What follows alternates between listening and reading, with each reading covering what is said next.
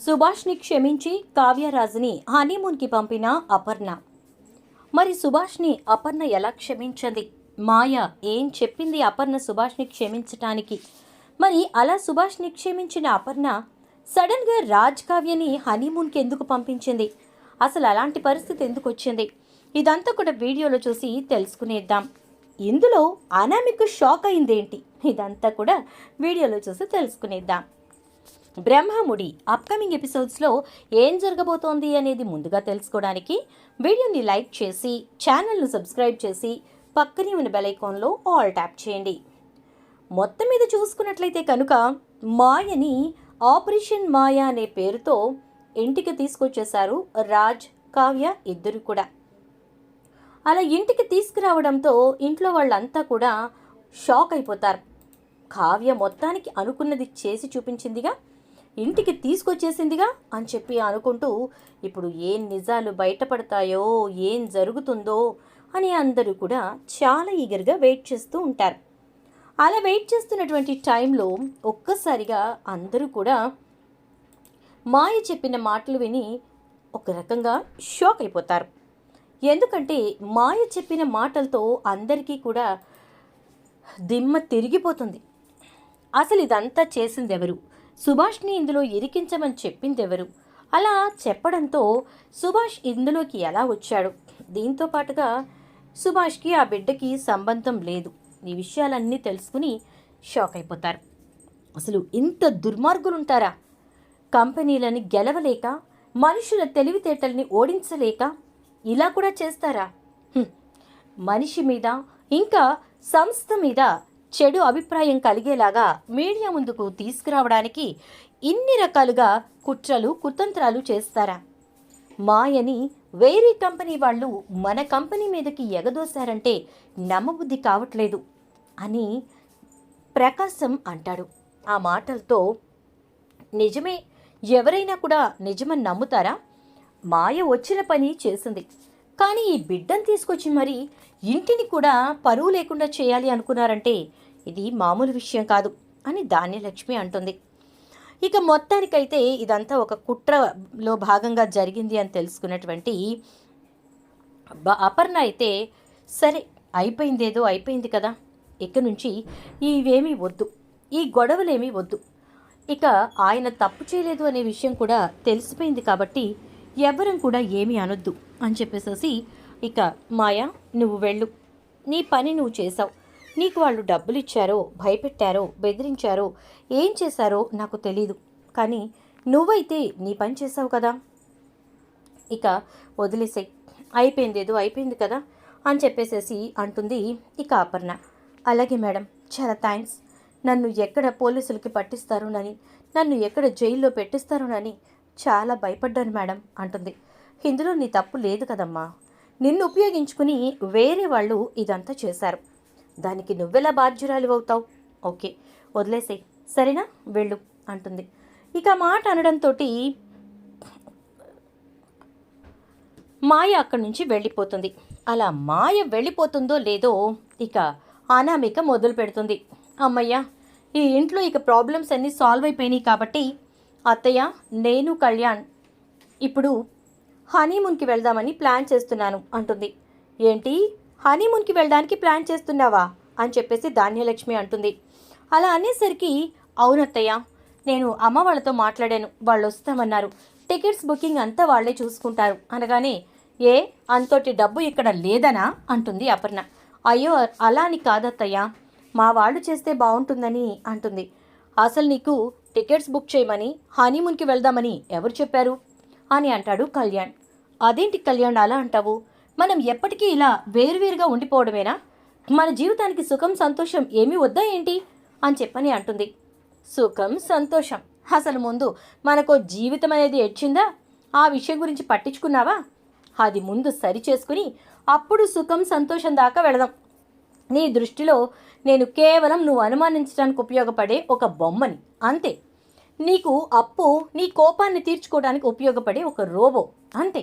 మా ఇద్దరిని ఒక దగ్గర నిలబెట్టేసి నలుగురిలో పరువు తీసేస్తే అమ్మయ్యా మనసు శాంత అయిపోయింది, ఈ రోజుకి హాయిగా కడుపు నిండా తిని కంటి నిండా నిద్రపోతాననుకునే రకానివి నువ్వు.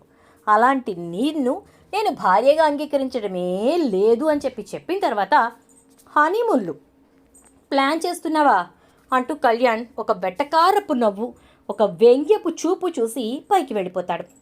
అది చూసి తట్టుకోలేకపోతుంది అనామిక. ఏంటత్తయ్య ఈ అవమానం, నేను భరించలేకపోతున్నాను అంటుంది. తప్పదు, తప్పు చేసినప్పుడు భరించాల్సిందే అంటుంది స్వప్న. అసలు అసలు అందరూ కలిసి నన్ను అంటూ సరే నేను వెళ్తున్నాను అని చెప్పి పైకి వెళ్ళిపోతుంది. అది సరే కానీ అపర్ణ, ఇప్పుడు వాళ్ళు రాజు వాళ్ళ కంటే వెనక పెళ్ళైన వాళ్ళు, వాళ్ళకి హనీమూన్ కావాలి అని చెప్పి అనామిక అడుగుతున్నప్పుడు మీ బుర్రకేమైనా తోచిందా? నువ్వు సుభాష్ ఏమైనా ఆలోచించారా అనగానే అది అంటే అత్తయ్య ఇప్పుడే కదా అన్నీ ఒక కొలిక్కొచ్చాయి అని చెప్పని అనగానే ఒక్కసారిగా ఒక కొలిక్కి రావడం ఏంటి, రెండు కొలిక్కి రావడం ఏంటి, అసలు నువ్వు ఇలా ఆలోచించకు, నేను చెప్పేది పూర్తిగా విను, అర్థమైందా? ముందు అర్జెంటుగా ఏం చేయాలో అది చెయ్యి అని చెప్తుంది. సరే అత్తయ్య అంటూ ఏమండి లోపలికి పదండి అంటుంది. చాలా రోజుల తర్వాత అపర్ణ తనతో మాట్లాడటం విని సంతోషపడిపోతాడు సుభాష్. అయితే రాజ్ కావ్య కూడా చాలా సంతోషపడిపోతారు. అత్తయ్య చాలా థ్యాంక్స్ అని చెప్పి గబగబా ముందుకొచ్చి 2 అడుగులు వెనక్కి వేస్తుంది. ఇలారా అని చెప్పి అపర్ణ కావ్యని దగ్గరకు తీసుకుంటుంది. థ్యాంక్స్ అలానే చెప్తారా అనగానే అంటే మీరు నాకు హ్యాండ్ షేక్ ఇస్తారో లేదో అనగానే ఇంత సంతోషానికి కారణమైన నీకు కాక ఇంకెవరికి ఇస్తాను హ్యాండ్ షేక్, ఇటివు చెయ్యి అని చెప్పి చెయ్యి తీసుకుని థ్యాంక్ యూ అని చెప్పేసేసి అంటూ లోపలికి వెళ్ళిపోతుంది. డాడ్ ఇంకేముంది, మొత్తానికి సాధించేశాం అని చెప్పి అంటాడు. థ్యాంక్స్ రా రాజ్ అంటూ గబగబా సుభాష్ లోపలికి వెళ్ళిపోతాడు. తలుపు వేసేస్తుంది చాలా స్పీడ్గా అపర్ణ. అందరూ కూడా ఏమైంది అపర్ణకి అనుకుంటూ ఉంటే సుభాష్ని గట్టిగా పట్టుకుంటుంది.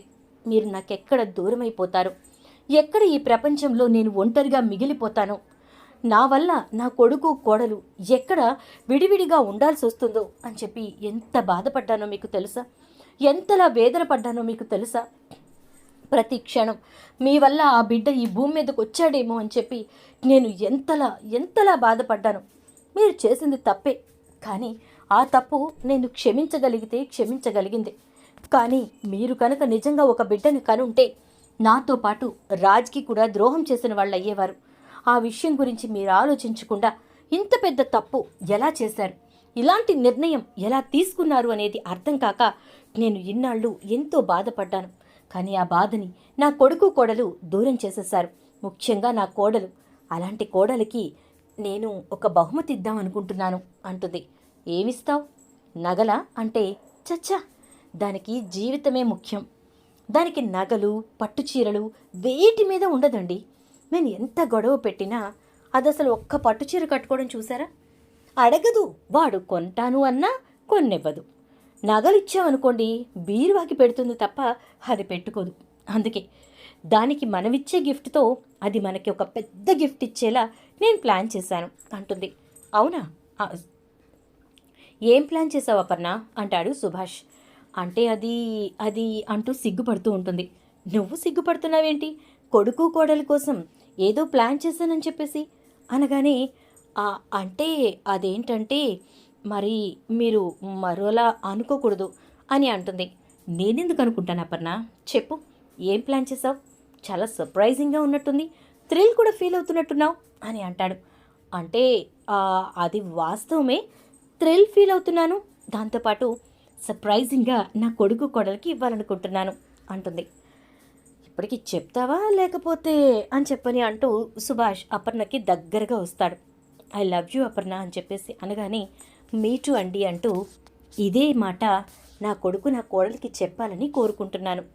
అందుకే ఇక్కడ ఈ వాతావరణంలో అది సాధ్యపడదు. ఒక పక్క రుద్రాణి, ఒక పక్క ధాన్యలక్ష్మి, ఒక పక్క అనామిక, అందరూ కళ్ళల్లో నిప్పులు పోసుకుంటారు. అందుకే ఇద్దరిని హనీమూన్కి పంపేద్దాం అంటుంది. వావ్ అపర్ణ, నిజంగా సూపర్బ్ ఐడియా తెలుసా, పెళ్ళైన దగ్గర నుంచి ఇలాంటి ఆలోచన నాకు రాలేదు అనగానే ఎవరి పెళ్ళైన దగ్గర నుంచి అంటుంది. అంటే ఒక రకంగా మన పెళ్ళైన దగ్గర నుంచి, మళ్ళీ రాజ్ వాళ్ళ పెళ్ళైన దగ్గర నుంచి అనగానే వెంటనే అపర్ణ సుభాష్ చేయి పట్టుకుని మీరు మరీ చేస్తారు, సైలెంట్గా ఉండండి, చిన్నపిల్లాడు అనుకుంటున్నారా, రేపో మాపో తాతయ్య కాబోతున్నారు అని చెప్పని అంటుంది. ఇక వెంటనే టికెట్స్ బుక్ చేసేయండి, నాకు తొందరగా చూపించాలి అనగానే ఇప్పుడే బుక్ చేస్తానుండు అని ఇక సుభాష్ అయితే టికెట్స్ బుక్ చేస్తాడు. వాటిని అర్జెంటుగా వాడికి మెయిల్ చేయండి అని చెప్తుంది. గదిలో ఇంత జరుగుతుంటే బయట అందరూ కూడా ఏం జరుగుతుంది లోపల అనుకుంటూ ఉంటారు. బయట కావ్యరాజ్ ఇద్దరు కూర్చుని ఇక మొత్తానికి క్లియర్ అయిపోయింది కాబట్టి మొత్తం రేపటి నుంచి మనం ఆఫీస్కి వెళ్ళాలి, ఆఫీస్లో ఎలా పొజిషన్స్ ఉన్నాయో అర్థం కావట్లేదు, అసలు ఏం జరుగుద్దో తెలియట్లేదు అనుకుంటూ ఉండగానే ఇక రాజ్ ఫోన్కి మెయిల్ వస్తుంది. ఏంటా అని ఓపెన్ చేసి చూసి మమే అని చెప్పి గట్టిగా అరుస్తాడు. ఏమైందిరా అంటూ ఇందిరాదేవి అంటే మా అమ్మ లోపలికి వెళ్ళి ఏం చేస్తుందా అనుకున్నా, ఇది చేసింది అని చెప్పి మమ్మీ అమ్మో అని చెప్పి తలుపులు కొడుతూ ఉంటాడు. ఏంటి రాజ్ అంటుంది లోపల నుంచి. ఏం చేసావు నువ్వు అంటే కరెక్ట్గానే చేశాను, వెళ్ళి ఫ్రెష్ అయ్యి బట్టలు సర్దుకోండి, ఇంకొక 2 అవర్స్లో ఫ్లైట్ ఉంది అని చెప్పని అంటుంది. ఏంటి ఇప్పటికిప్పుడా అంటాడు రాజ్. నువ్వు వెలగబెట్టవలసిన రాచకార్యాలు ఏమీ లేవు కానీ బయలుదేరండి సార్ అని అంటుంది. ఇక బయటకు వస్తుంది అపర్ణ. ఇందిరాదేవి ఏం చేసావు అపర్ణ అని అడగానే ఏముందత్తయ్య, మీరు నాకు నర్మగర్భంగా చెప్పిన విషయాన్ని నేను ఆచరణలో పెట్టి చూపించాను, ఇద్దరికి హనీమూన్ టికెట్స్ బుక్ చేశాను అనగానే అనామిక షాక్ అయిపోతుంది. ఇక్కడ నేను హనీమూన్కి పంపించండి అని అడుగుతుంటే మా సంగతి పక్కన పెట్టి వాళ్ళని హనీమూన్కి పంపడం ఏంటి అని చెప్పి అంటుంది. అప్పుడు ధాన్యలక్ష్మి, ముందు నీ మొగుడే వద్దంటుంటే ఎవరు మాత్రం ఏం చేస్తారమ్మా, మొగుడిని కొంగున కట్టేసుకోవటం నేర్చుకో ఫస్ట్, ముందు అణకువగా ఉంటే అన్నీ అవే వస్తాయి అంటూ ఇక అక్క మంచి పని చేసావక్క, మొత్తానికి కావ్య ఈ ఇంటికి తగ్గ కోడలని నీ దగ్గర నిరూపించుకున్న తర్వాతే భర్తతో జీవితాన్ని పంచుకుంటుంది, కంగ్రాట్స్ కావ్య అంటుంది ధాన్యలక్ష్మి. స్వప్న అయితే వచ్చి కావ్యాన్ని గట్టిగా పట్టుకుని సాధించావే కావ్య, మొత్తానికి సాధించావు, సంతోషంగా ఉంది అని చెప్పి అంటూ ఉంటుంది. ఇక కనకం వాళ్ళకి ఫోన్ చేసి చెల్లి ఇంకా రాజ్ ఇద్దరూ కూడా హనీమూన్కి వెళ్తున్నారమ్మా, తొందరగా రండి, మళ్ళీ ఎన్ని రోజులకి బుక్ చేశారో కూడా వాళ్ళ అత్తగారు తెలీదు అనగానే వెంటనే ఇక కనకం ఇంకా కృష్ణమూర్తి అప్పు ముగ్గురు వచ్చేస్తారు. అలా వచ్చిన తర్వాత అప్పు ఏమో నేను లోపలికి రాను, ఏడనే కూర్చుంటా, ఎంతసేపైనా పర్వాలేదు, అక్క బావ బయటకు వచ్చాక నేను పలకరిస్తా అంటుంది. ఇక అక్కడే కూర్చో అనేసి వాళ్ళు లోపలికి వెళ్తారు. అంతా అయిపోయిన తర్వాత రాజ్ కావ్య బయటకు వస్తారు. అప్పు సెండ్ ఆఫ్ చెప్తుంది. అందరూ కూడా బాయ్ చెప్పాక ఇద్దరు ఎయిర్పోర్ట్కి వెళ్ళి చక్కగా ఫ్లైట్ ఎక్కుతారు. అలా ఫ్లైట్ ఎక్కి వాళ్ళు వెళ్ళిపోగానే అపర్ణ ఇక్కడ సుభాష్ తోటి ఈ పని ఎప్పుడూ చేసుండాల్సింది కదా అంటుంది. ఏం పర్వాలేదు, ఇప్పటికైనా చేసాం కదా చాలు అనగానే జస్ట్ 2 అవర్స్లోనే వాళ్ళ డెస్టినేషన్ రీచ్ అవటం, వాళ్ళు ఫ్లైట్ దిగగానే వీళ్ళకి ఫోన్ చేయటం జరిగిపోతుంది. ఓకే అందరూ హ్యాపీ కదా అని చెప్పని అంటూ ఇక సుభాష్ అపర్ణ వంక చూస్తూ నువ్వు కోడలిగా ఒప్పుకుంటేనే నేను భార్యగా ఒప్పుకుంటాను అన్నాను, సో నువ్వు కోడలిగా ఒప్పుకుని నా భార్యను నాతో పంపించావు కాబట్టి నీకేం గిఫ్ట్ కావాలో చెప్పు అంటే వచ్చేటప్పుడు నాకు మనవణ్ణి తీసుకుని రండిరా అంటుంది. మమ్మీ మరీ ఇలా ఏడిపించేస్తున్నావు అంటాడు రాజ్. మరి అందుకే పంపించా, వెళ్ళు అంటూ ఇక అపర్ణ ఫోన్ ఆఫ్ చేసేస్తుంది. కావ్యరాజ్ ఇద్దరు కూడా హోటల్ రూమ్కి వెళ్ళిన తర్వాత చాలాసేపు రాత్రి వరకు మనసు వైపు మాట్లాడుకుంటారు. ఆ తర్వాత ఇక జీవితాన్ని ప్రారంభిద్దాం అనుకుంటారు. తర్వాత రోజే వాళ్ళు అన్ని ఏర్పాట్లు చేసుకుని వాళ్ళ కొత్త జీవితంలోకి అడుగు పెడతారు. ప్రేమతో రాజ్ కావ్యని దగ్గరకు తీసుకుంటాడు. కావ్యలో తన మీద ఎంత ప్రేమ ఉంది అనే విషయాన్ని తెలుసుకుంటాడు. దాంతో కావ్య రాజ్ మనసులో తనకెంత గొప్ప స్థానం ఉందో కూడా అర్థం చేసుకుంటుంది. ఇలా ఇద్దరూ కూడా ఒకరి మీద ఒకరికి ఉన్న ప్రేమని ఆప్యాయతని బయట పెట్టుకోవడంతో కావ్యరాజ్ ఒకటవుతారు. చూద్దాం మరి రాబోయే ఎపిసోడ్స్లో ఏం జరుగుతుందో. వీడియో నచ్చితే లైక్ అయితే చేసి వీడియోని షేర్ చేసేయండి. అలాగే ఛానల్ని సబ్స్క్రైబ్ చేసుకోండి. పక్కనే ఉన్న బెల్ ఐకాన్లో ఆల్ ట్యాప్ చేసేయండి.